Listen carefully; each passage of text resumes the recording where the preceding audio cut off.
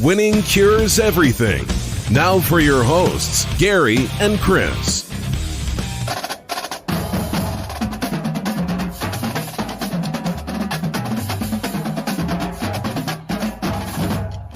Welcome in, Winning Cures Everything. It is Friday, the September 10th edition of the show. I'm Gary. I'm Chris. And we have got Chris on the phone today. He will be doing quite a few phone calls, I do believe, going forward for a little bit until we get some things worked out. But yes, Chris, how's everything going in your world? Everything's going pretty good. I purchased a new business, and I'm trying to get it rolling, and I got to be here, which puts me not at my computer at home. I can understand it. It is all good. So at least we got the phone capabilities. We are able to have you on the show, and I'm pumped about it because we get to talk football again. We've got NFL Week 1. We already went through our picks and all that good stuff. We have got college football this weekend, Week 2 in that. We are going to do our pick'em, of course, and we've got some things to discuss regarding realignment, etc. Before we do all that, go ahead and tell you guys, winningcureseverything.com. That is the website. That's where you need to go. Every show that we are on, every appearance we make, all that good stuff, everywhere that you need to subscribe or follow us on social media, it's all right there. winningcureseverything.com. Go ahead and check that out. Do us that favor, subscribe. And, of course, we are in a podcast competition, a contest, if you will. Go ahead and go over to the website, search out Butterfly Effect on the website, and you will be able to find it. We also have been sharing it out on social media, so if you follow us there, you will be able to find that as well. But, yeah, it's a little contest. We put together a college football multiverse, I guess you could say, and we discussed some events that happened over the last 10 years that have significantly altered the legacies and dynasties of certain teams, etc. So go ahead and check that out for us. We would certainly appreciate that. Share the show out. Tell your friends, of course. If you are watching the show, make sure and like the video and subscribe to the channel because we are rocking and rolling. We're over 4,200 subscribers now on the Winning Cures Everything YouTube, and the podcast numbers are doing really well as well now that we're back into the football season. So, again, subscribe, tell your friends about it, all that good stuff. The show brought to you by BetUS, where the game begins. BetUS.com has been doing this for 25-plus years. I mean, they've been at it for a long, long time, and you can use the promo code NCAAF2021. You'll get a 125% deposit bonus up to $2,500, and it's Sportsbook exclusive. It's fantastic. Go ahead and make sure that you are signed up. You can click the link in the description, whether you're on YouTube or on the podcast, and it is going to automatically put the promo code in for you. It's very easy to do. And if you don't want to use the promo code, you can just sign up at BetUS.com. I'm telling you, easy to work with, and you can gamble on everything. Chris and I both host college football shows. Chris is over at sbrpicks.com/NCAAF. I host a show for BetUS, the BetUS College Football channel on YouTube. You can find the links to those shows in the description below. Go ahead and knock that out. Chris, this is the 20-year anniversary of September 11th, of 9/11. And, you know, we got the service academies playing this weekend. A lot of interesting stuff, but, you know, it's time to reflect a little bit. So I guess the slogan is never forget. And I think it's impossible to forget this, right? That's right. Yeah, it's insane stuff, but we are not here to talk about any of that. We don't want downers. We don't want anything like that. We do try and be serious sometimes, but this show is for fun and to get away from all of the other things that worry you in life. We ain't here to worry.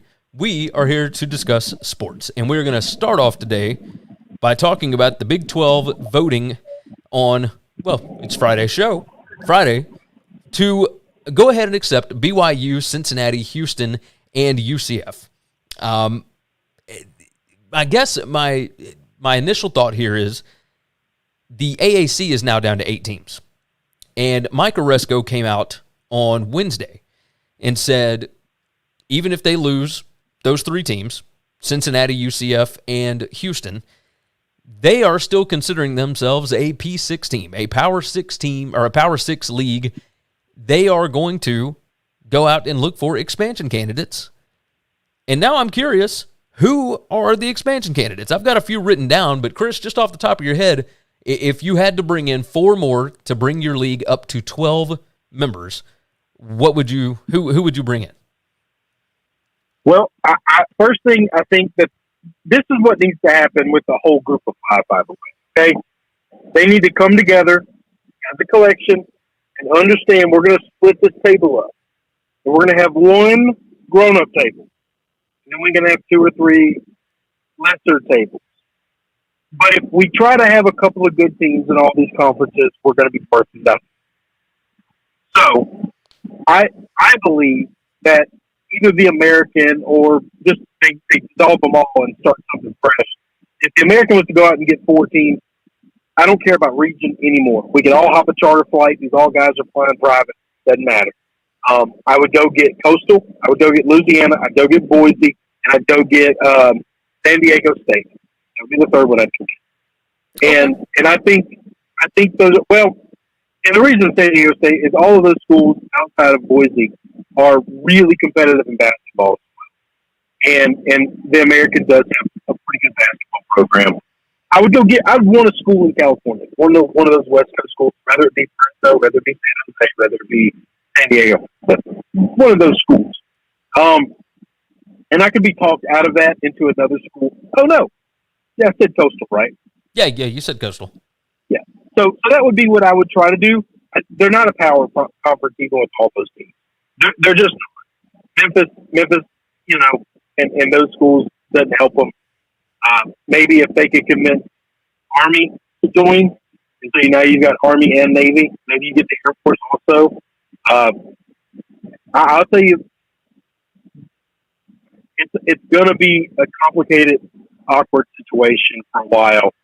But the rest of these G5 schools, I think, are more valuable if they put everything together. I would love to see what sucked is I left out Southern Miss, I left out UAB.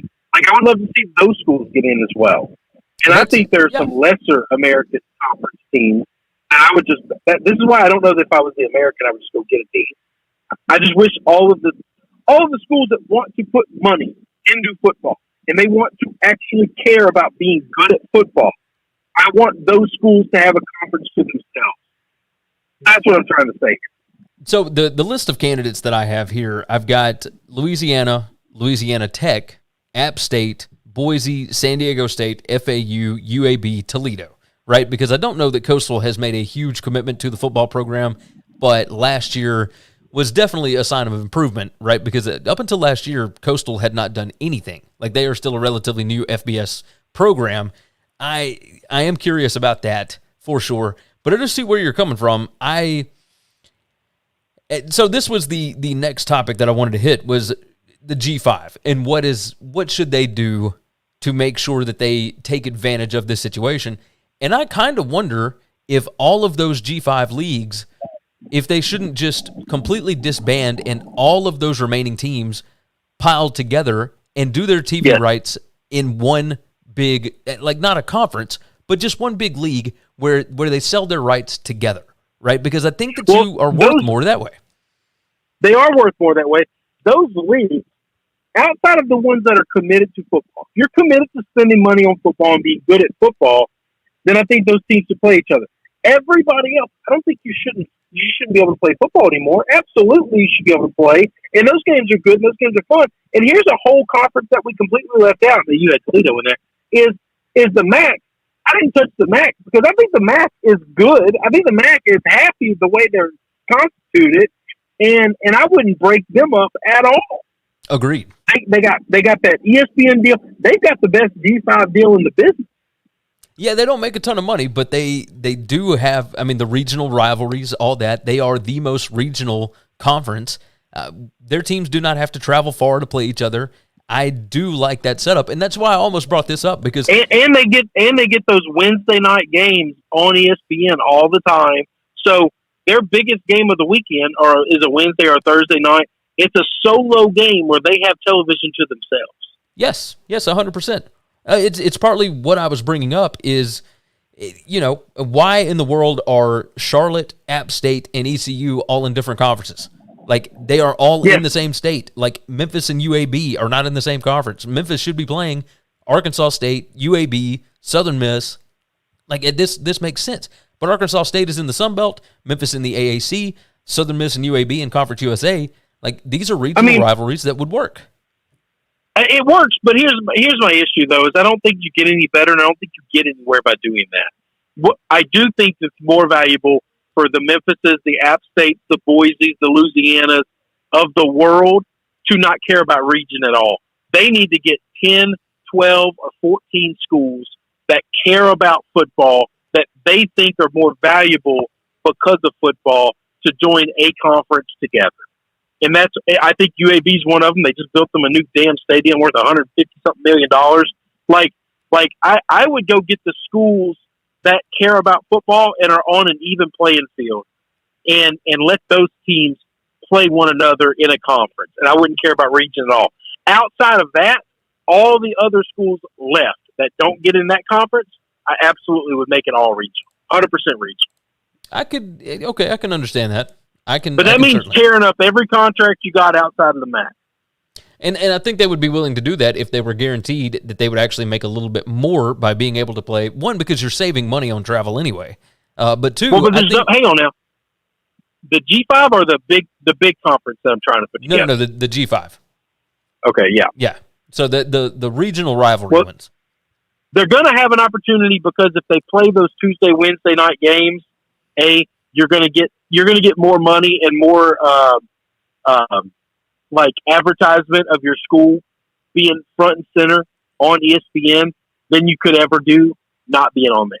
Okay, true. And so once a year, all of those schools will eventually get, because ESPN would love a Tuesday night game. They'd love a Wednesday night. They'd love inventory for those nights. Okay, and so you put these guys on those days. They get to themselves. They're not going to pay a lot. It's going to be a good deal for ESPN because they're not going to get paid a lot of money. The schools, it's going to be more than they can make anyway. And I think that's a great deal for all of them. The schools that care about football don't care about the money. And when you get Memphis Boise, you're going to get that's going to do a bigger TV number than Boise playing anybody else. You know what I'm saying? Yeah. No, that makes perfect sense. Perfect sense. I mean, it's why you had Boise and UCF, and it did a fantastic number on Thursday of week 1, right? Which, by the way, I was going to talk about this, but I've got it marked off of our list. But TV ratings, way up for college football right now.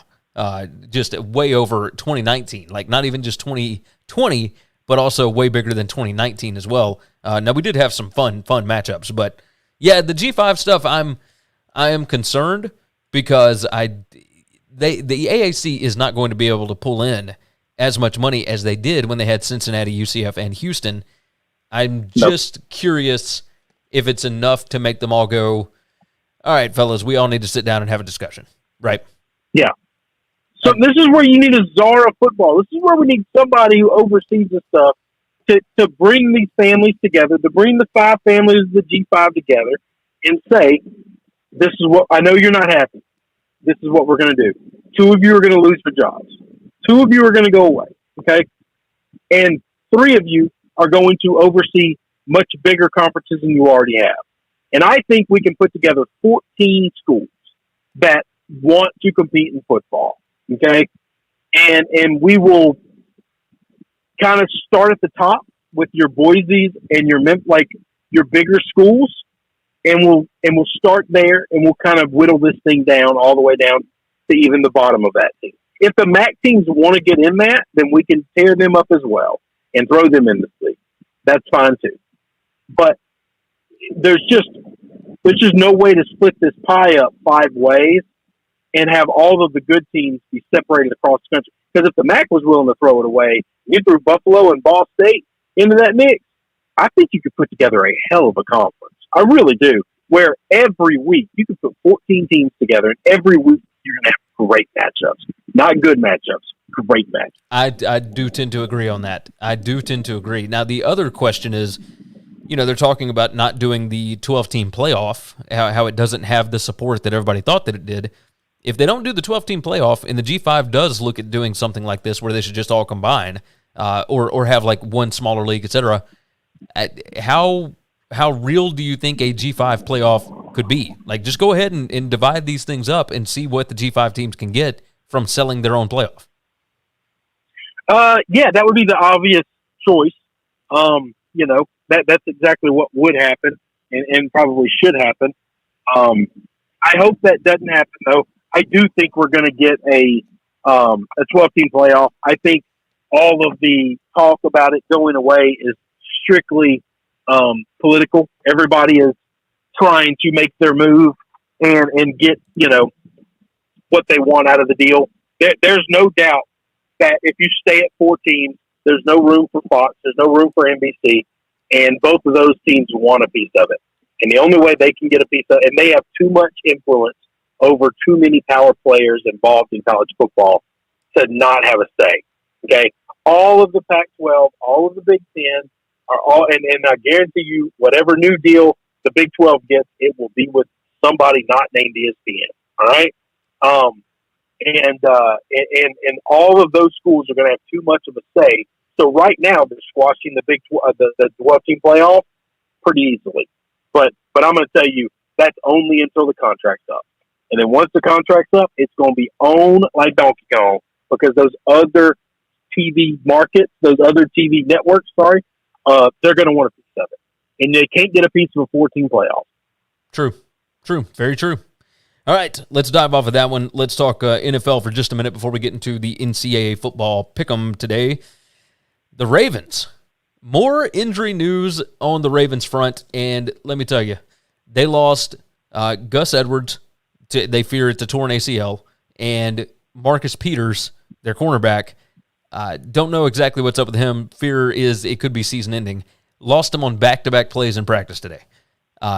This is not going well for the Ravens right now. Like these injury issues, I think that their scheme and what they are capable of doing will still be successful. So long as Lamar is there and they've got guys that can come back, I think they will be fine. They signed Le'Veon Bell. I think he's still serviceable, especially in that scheme. He will be fine. But I'm curious your thoughts on the injury bug hitting the Ravens this year. What in the world is going on in Baltimore?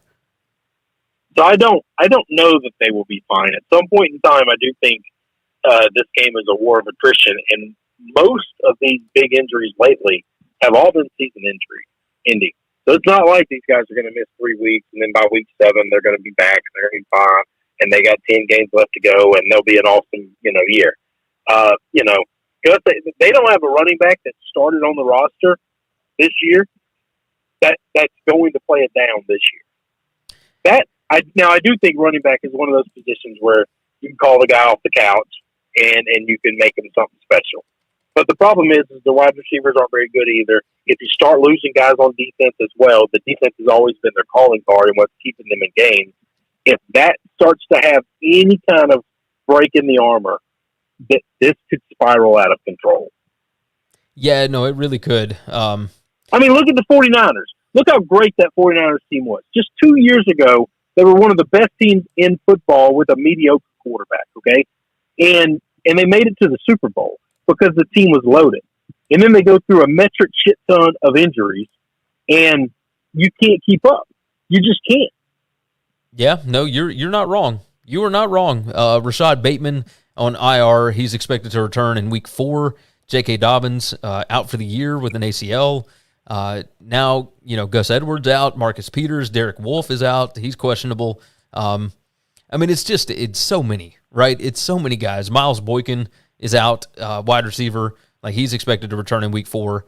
Like, Juwan James, like, he's on IR. Like, it's just... Is Hollywood Brown expected to play week 1, or is he still out? He is... I'm looking at their injury report. I think he's expected to play week 1. I don't think he's 100%, but he's expected to play. So, we'll see. We'll see what's up with the Ravens, but, man, it is... when it rains, it pours. When it rains, it pours with them. Just absolutely ridiculous. All right, you ready to get into Pick'em? Yep, let's go. College football week 2 against the spread picks, of course, brought to you by BetUS, where the game begins. Check out the promo code in the description. It's NCAAF 2021. You can sign up there and get a 125% deposit bonus. Go and check it out. Do yourself a favor. First game up. We've got a few of them this week. Illinois at Virginia. Virginia, a 10-point favorite.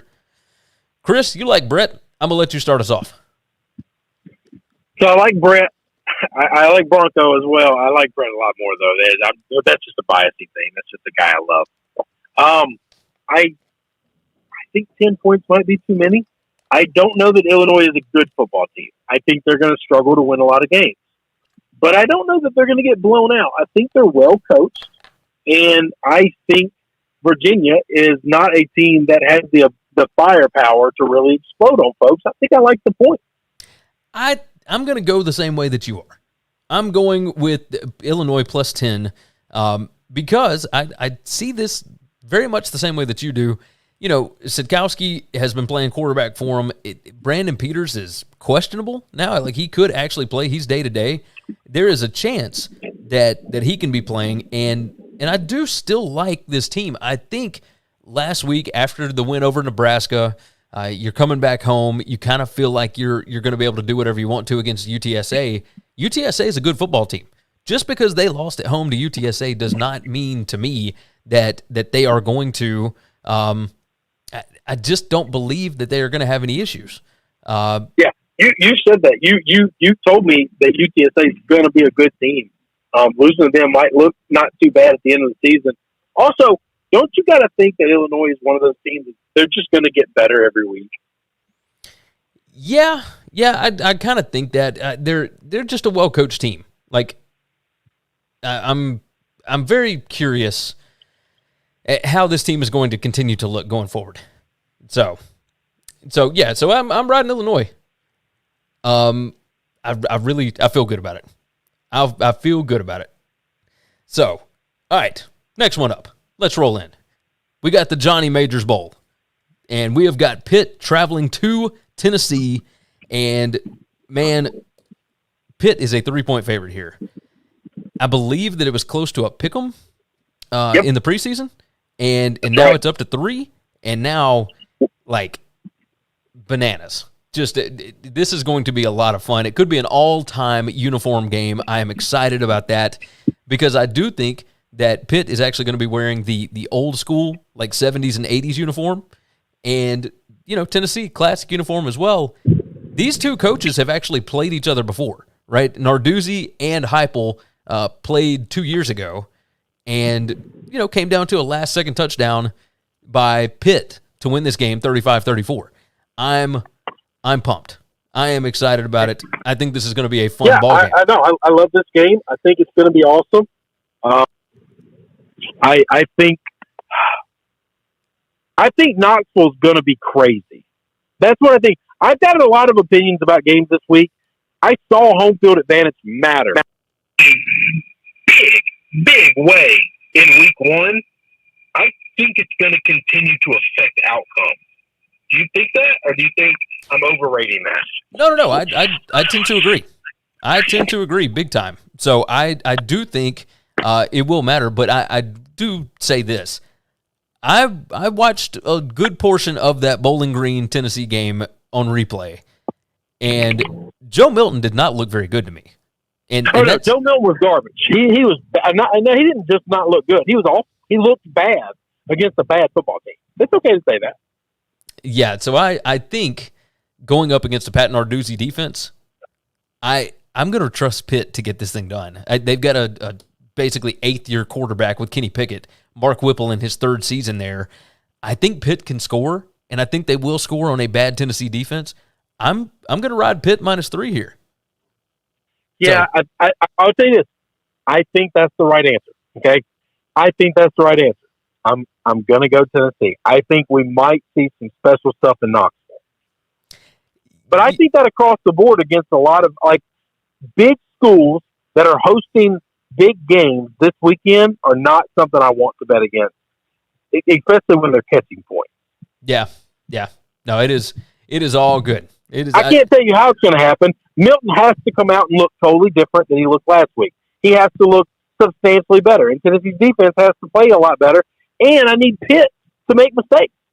But yes. I'm not above seeing a college football team make mistakes. We watch it happen every weekend. Yeah. No, you're not wrong. You're not wrong. So I do think I could see Milton improving, but against this defense, I don't think Tennessee will be able to run as easily against Pitt. And I do believe that Pitt's going to be able to put up points on this defense. Like, Bowling Green had so many open opportunities, and they were not able to take advantage of it. So I'm riding Pitt, and you're doing the same. No. I'm gonna take Tennessee. Oh, you're taking Tennessee. Okay. Taking Tennessee. Taking Tennessee. All right. Next one up, we have got Toledo and Notre Dame. Now, this one will not be on regular TV. This will be on the Peacock streaming service, and you have to pay for it. So my guess is there's going to be a lot of illegal streams, I guess you could say. There's going to be a lot of people watching this without having to pay for Peacock, because I think this is the only game all season that you would have to pay for with Notre Dame, and I don't know how many people will be doing that. But it will be a sign of the times. It will be, figuring out exactly how many people watch this will be interesting. Toledo is a 17-point dog on the road. And remember, Toledo, number 2 in the country in returning production. I mean, they got everybody back, and they are talented, man. They have got some legit NFL guys on their roster. Notre Dame, short week, played on Sunday night in Tallahassee. They get to come back home. They've got a game next week. 17 points doesn't, at first it seemed like, this is easy. It's under 3 touchdowns. Give me the Fighting Irish.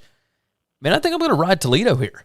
I think they can keep this game close. They can keep it competitive. I think Notre Dame just wants to get out of here with a win, move on to the next one, and continue improving. Jack Cohn, by the way, super impressive.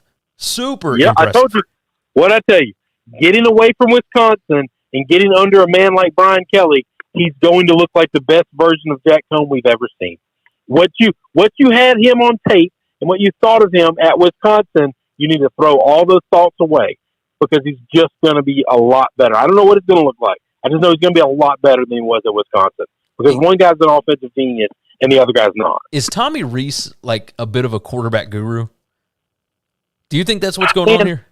No, Gary, I really think Brian Kelly is a really good offensive mind. Hell, he did it at Cincinnati. Yeah, no, you're not wrong. You are not wrong. So, I mean, my God, Deshaun Kaiser got drafted. I mean, can actually play the NFL. So, yeah, maybe you're not wrong. How do you feel about the game? You rolling Notre Dame? All right, so I am going to roll with my Irish. I love the Irish. I will tell you this. I have Peacock. I have the paid version of Peacock, so I'm going to get this game already, right? Gotcha. All right, I'm not going to watch. I'm going to intentionally not watch because I don't like this shit. Yeah, we talked about this a little bit on an episode before, and yeah, I don't like it. Now, if you are losing customers because of streams, I completely understand dual feeding it. Having one feed go to the NBC television and one feed go into Peacock. It shouldn't be that hard to do. You can have the same announcers. Everything can be identical. You're just sending one through the internet and one over a satellite. This is not that complicated. We have the technology to do this. You are openly fucking the old people that grew up loving Notre Dame football. This is all you're doing. Yes. I can't argue with you. By the way, all those old people, those are your boosters, all right? The 23-year-old hot shit that knows how to get on the internet and get this, yeah, he ain't giving you any money, okay? You're not wrong. You are not wrong. You hadn't given me a pick yet. Well, yeah, I'm sorry. My pick's Notre Dame. I'm taking Notre Dame. I'll lay the points. I love the old man rant there. I do appreciate it. So, because I do feel the same way that you do. I know how to get on Peacock. That's one of the ones I use. I got it. Yeah. Now, here's the problem. Let's say I want to flip back and forth from games. Let's say this game gets a little ugly and a little out of hand, but I want to keep checking in on it. I'm not switching from my satellite TV over to Peacock. That's not as easily done. That's Agreed. A pain in the dick. Yeah, you can't Nobody just change wants the channel. To do that. Yes, I agree. All right, let's move on. Next game up, Ball State at Penn State, and Penn State is favored by 22.5. Penn State had trouble scoring on air the other day against Wisconsin because they did have opportunities, and it just, I mean, they got by Wisconsin by the skin of their teeth. I mean, it was just ridiculous. 16-10, that's a good win. They were absolutely in the game. The offense got nothing done early. They did have a few explosive plays that ended up being the deciding factor in the ball game. I do wonder, because this is a bit of a sandwich game, Penn State just went to Wisconsin, and now they're coming back home, and they've got Auburn next week. Big primetime matchup on ABC in week 3. Week 2, you got Ball State, who did not show anything at all in their first game. They got scraped by a not great FCS team by 10 points, but they got everybody back from a team that won the MAC last year. And I have to believe that Penn State is not going to care so much about this game, and I think that this could be Ball State Super Bowl. So I don't know. Go ahead. I'm riding Ball State here. I'm taking the 22.5. Like I feel good about it.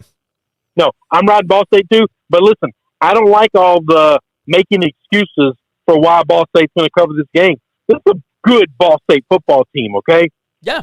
And Penn State is a really good team in the Big Ten. Penn State is not 22 points better than Ball State on their best days. You play this in a bowl game, if you say this is for the national title, which I know is a little ridiculous, but Penn State's not beating them by 22 points. If Penn State doesn't care about the games around them, and they're only focusing on this game, Ball State is a good football team. They're going to play physical defense, and they are going to run the ball down your throat. I will tell you this. I think that some of those interceptions that Graham Mertz threw in week 1, some of the misses that he had to some wide open guys, I don't think Drew Plitt's going to miss those. I think Ball State's good. I don't either. I think the offense for Ball State is better than the offense for Wisconsin. I also think that the defense for Ball State is not nearly as good as Wisconsin's. But no, not nearly. No, that's okay. But that's why I'm getting 22 points. Exactly.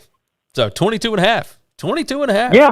So I will take it. So give me Ball State. Give me the Cardinals, Mike New, that bunch. I'm all in. Let's go. I think it's a good Ball State team. I think so as well. All right. Moving forward, UAB at Georgia. Georgia sitting right now a 24.5 point favorite, opened at 29, and it has been bet down.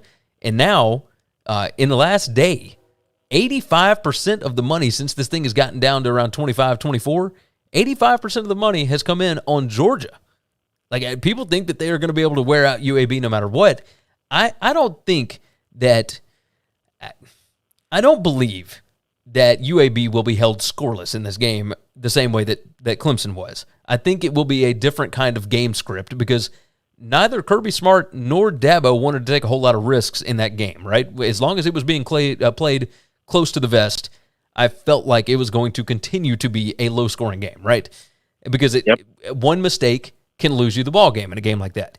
I think in this situation, Tyler Johnston, that UAB offense, they'll be able to put up some points. JT Daniels might be out of this game. I do think Carson Beck will play well. But I think Kirby's going to take some more chances as well.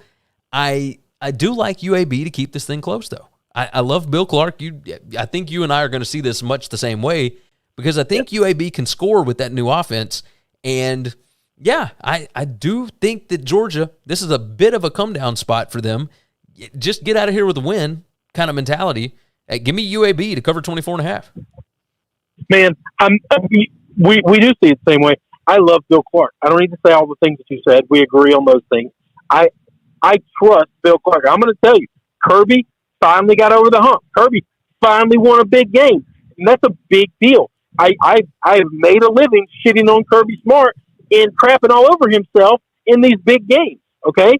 And he finally pulled one out, and that's awesome. I'm going to tell you something. That 50-something-year-old man across the way from him is going. He won't have near the talent. He will outcoach the shit out of him, though. Yeah, I do agree. Bill Clark is fantastic. That 50-something-year-old man on the other side of the ball knows football, okay? He knows football better than most people on the planet. And I trust him, and I love that man. Yeah, I'm with you. So we're both taking UAB plus the 24.5 in Athens this weekend. I can get down with it. We got, let's see, we got a few more games here, so let's dive into them. Texas A&M headed to Denver to face off against Colorado. A 17-point favorite are the Aggies. Haynes King took about a half to get going last week, finally opened up on Kent State. Kent State should have scored more than 10 points. They missed several field goals. They missed a wide open guy. I mean, it was just a disaster. Mistakes all over the field. Colorado, we saw them twice against really good teams last year, and they got demolished against Yep. Utah and by Texas. And I kind of feel like the same thing's going to happen here. Texas A&M, it seems like the offense is being opened up a little more. It seems like they trust Haynes King. He is getting a feel for the game. I don't care that this one is on the road. It's not in a home environment. This is in a neutral site. It's in Mile High Stadium. It's in Denver. I'm going to ride with Texas A&M to cover this because I don't think the Colorado can hang. I don't think they got enough athletes. I don't think they got enough players to really be, or the depth. How's that? I don't think they got enough depth to be able to keep up with a team like Texas A&M, who I think is just in a different stratosphere from the Buffaloes.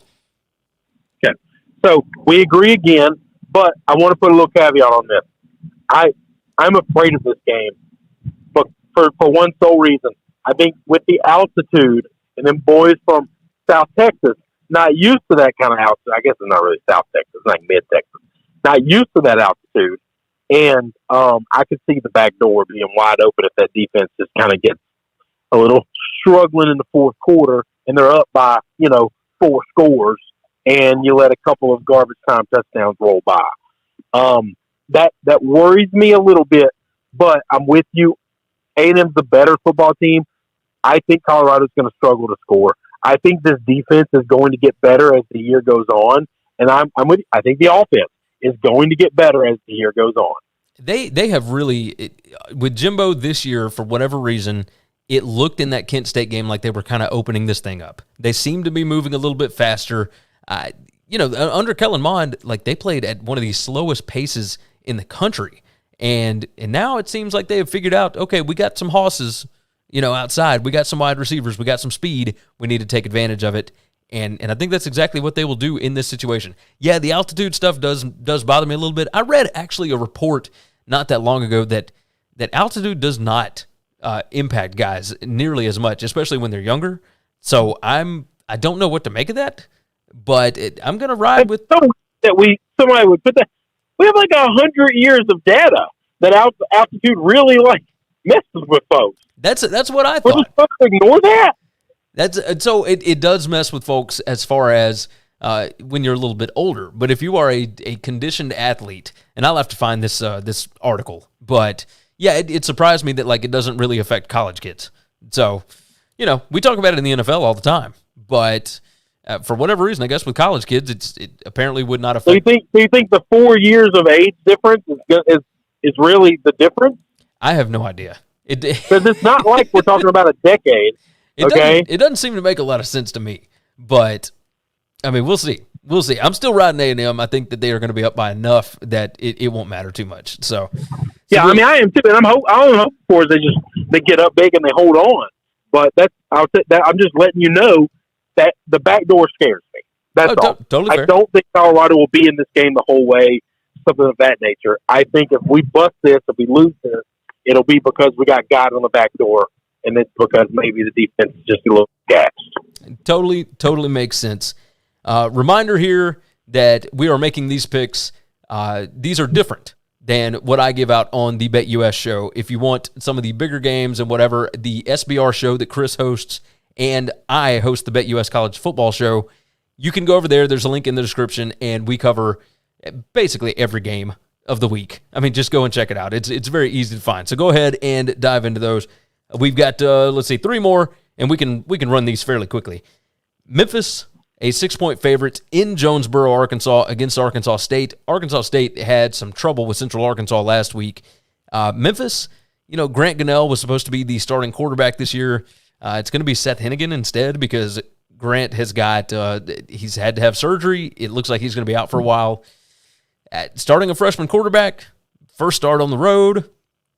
It does scare me a little bit. This line has crept up. It opened at 4. It's up to 6 now. But Memphis continues to find running backs, man. That kid that they've got now is a speed demon. The offensive line and defensive line do not look all that bad, even with some of the transfers that they lost. I think I'm going to ride with Memphis here. I think that they are the significantly more talented team here. Remember, last year, this was like a 20-point line. It was like a 3-touchdown line, and Arkansas State did cover. They kept it within 2 touchdowns.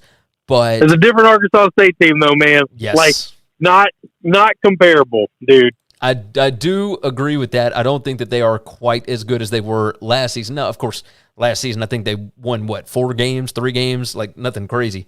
But but they were just a drastic different team with Anderson and those big ass wide receivers. Agreed. They do not have those same guys.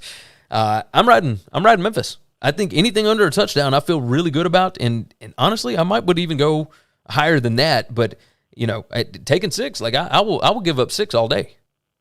Yeah, I think I'm with you on that. We're going to be the same again. I like Memphis. You're right. The trench play has been really good and really consistent, and we're going on like 6 years, 7 years straight of Memphis running backs just being badass. Okay, we've just become a revolving door of little kids that are fast. They're small. We don't have big, powering running backs, but they're fast. You're not if they get out in open speed, they're going to embarrass you. Don't try to open field tackle them. You just got to corral them and run them out of bounds or trip a leg. Because if you try to square them up, you're going to end up on your face. This is what they do. Yes, you are not wrong about that. You are not wrong. All right, moving on from there, we got the Holy War. We have got Utah, a 7-point favorite on the road at BYU. And I'm going to tell you up front, I am taking Utah here. I think this is way too few points. BYU did not overly impress me against Arizona. Arizona, I do not believe, is a very good team. I think that their coach is competent now, so that's a step in the right direction. But BYU lost a bunch of guys. There's inexperience, making mistakes, here and there. I think Utah is the significantly more experienced team. My goodness, they have won so many in a row over BYU. Like, I think that Kyle Whittingham takes this game seriously. He does not mess around when it comes to this rivalry. And they got the better players, man. They got the better defensive line. They got the better offensive line. The running backs look awesome right now. They showed nothing that they didn't have to show against Weber State last week. I like Charlie Brewer. I like what they're doing on offense. I like the defense. I'm all in on Utah. Give me Utah -7 here. All right. So this is one of those situations where I think home field is going to matter. I think Provo is going to be insane. All right? Gotcha. I think there's going to be a massive amount of blue and white, and they're going to be going crazy. They want this game. They need this game. Also, I believe the hate on BYU has gone too far. Yes, they lost some good players from last year. They're a good football team, and we joke about it all the time, but it's the damn truth. These guys are not 18 and 19-year-old kids like everybody else in college, okay? These guys are 24 and 25-year-old grown-ass men, right? Married they with got 2 kids. dad strength. Yeah, they're married with 2 kids, all right? These guys are not going to be messed with, okay? So, yes, more athletes are on Utah. Utah is the better football team. This is a rivalry game on the road, and the home team is catching more than a touchdown in a rivalry game. I'm going to take those points. I'm going to take my chance. I know I'm taking the worst. It's the same thing with Tennessee. I know I'm taking the worst team. I know that. I don't care because I've seen too many weird things happen in college football. I can totally understand where you're coming from. Utah has won 9 of the last 10, including 8 straight, and they are 7-3 against the spread in that time span. However, over the last 4 years, they are 2-2 against the spread in this game. So, and it's always single digits, always single digits. So, very interesting. So you were rolling BYU. Let me write that down. And we've got one more game that we're going to hit before we get out of here, and that is Stanford at USC. And this line has ballooned, my friend. It was 10 in the offseason. It is now USC -17. So before last week, you could have gotten this game at 10, and now it is at 17. The line has shifted a touchdown in USC's favor.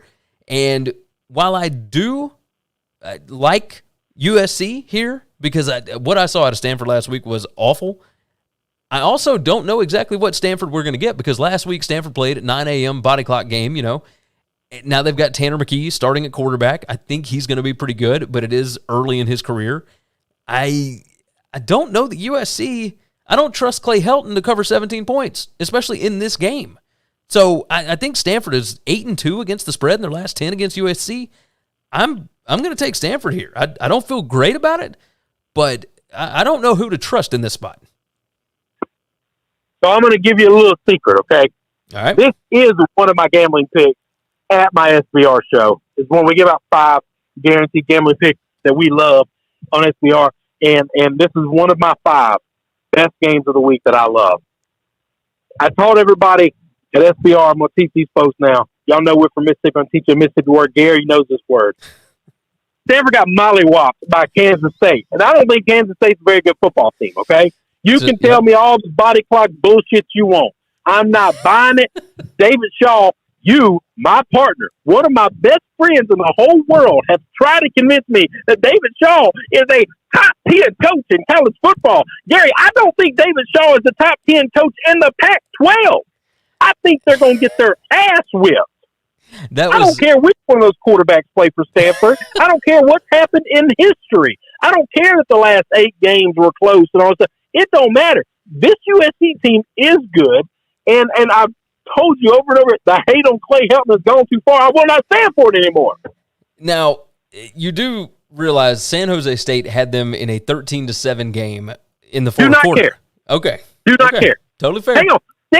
San Jose State, Gary, right now would be a 2-touchdown favorite against the Stanford football team. No. They're a better football team than them. Now, that's exaggeration, okay? That's hyperbole. That's extreme. But I'll tell you this. I don't care what the number is. I would take San Jose State against Stanford right now, tomorrow. I can get with that. Money line. They're going to beat them. I can They're get better with football team. The David Shaw statement was from like 3 years ago. Like, absolutely. And it was wrong then. He was at the time. He was really good. He was doing well. He was not good. He was not good. They have had trouble covering the spread quite a bit here in the past, couple of seasons. So, yeah, that program is definitely headed in the wrong direction. I have to see it. Here's the problem. It's not a quarterback problem. They used to be good in the trenches, Gary. That's what made Stanford better than everybody else. Their offensive line play was outstanding. Yes. They got good run production because of it, and their defensive line play was outstanding because they knew they didn't have DBs with the athleticism to hang with the wide receivers in the Pac-12, okay? They couldn't hang with UCLA and Washington State and Oregon and USC. They just couldn't hang with those wide receivers, so they had to get pressure. Now they're not good in the trenches, oh yeah, and they also still don't have the athletes to hang with the other schools' athletes. I think they're going to struggle to be not DFL in the Pac-12. I think they're bad. Hey, they really might be. I got to see it from USC. I got to see it, and I can be wrong on this. I had a good week last week, so I went 5-2 against the spread last week in our picks. So I might be wrong on this one, but I do got to see it. I do got to see it. So all right, I don't see anything else that has broken that we need to hit. So that means that we can go ahead and get out of here a little bit early. Hopefully everything is going well, Chris. You the new gig is doing fine, I would assume. Hey, I want to give a little bit of a plug, okay? Yeah, I don't really have a website up yet. Well, we have a website. The 2 guys that run the website are 68 and 72, which is why they were selling the business. So it is not great, but the name of the business is called Best Rubber Stamp. If you run a business, which I know it's weird, I know it's totally random. If you run a business and you use rubber stamps, call me. I'll let your boy. I will make your rubber stamp, and it will be me and one of my friends making them. We're a small business. It's 2 folks running this thing, man. I can get down with it. So basically hit up Chris in the comments or reach out to him on Twitter or whatever. Email him, chris@winningcureseverything.com, and he will get you set up. One day we'll get a good website, and I'll actually give out the website. I'll give out like an email address and all that stuff, and y'all can hit me up. Yep, but this is fresh. This is brand new. So I'm good with that. They're brand new. Brand new. I like it. All right, let's go ahead and get out of here. Chris, I can go ahead and let you go, and that way you can get back to doing what you do, and I can close out the show. That sound good? See you guys. All right, be good, buddy. I'll holler at you. All right, let's close this thing out. Go over to winningcureseverything.com. Again, everywhere you need to subscribe or follow, you can check out right there. And the show, of course, brought to you by BetUS, where the game begins. Use the promo code NCAAF2021. It'll give you a 125% deposit bonus up to $2,500. There is a link in the description. It's got the promo code already put in there for you. So go ahead and click that thing and check it out. Do us that favor for sure. Of course, Chris hosts the SBRpicks.com/NCAAF show, the college football show for Sportsbook Review, and I host the BetUS college football show. So make sure and check those out. Of course, we've got a ton more college football content. We do enjoy talking about it here with you guys, though. So we appreciate you guys for giving us a chance to provide content, right? This is what we enjoy doing, and we love you guys for actually watching the show. Share the show out, tell your friends, make sure and like the video and subscribe to the channel. The channel is growing. We're hoping to get to 5,000 subscribers on YouTube by the end of this football season. At the rate that we're going, we may get there in a few weeks. So if you can help us out with that, we would certainly appreciate it. But yeah, jump in the comments, tell us what you think we got right, what we got wrong, etc. And with that said, we're going to dive out of here. You guys take care of yourself, take care of each other, and hopefully all of your tickets cash this week.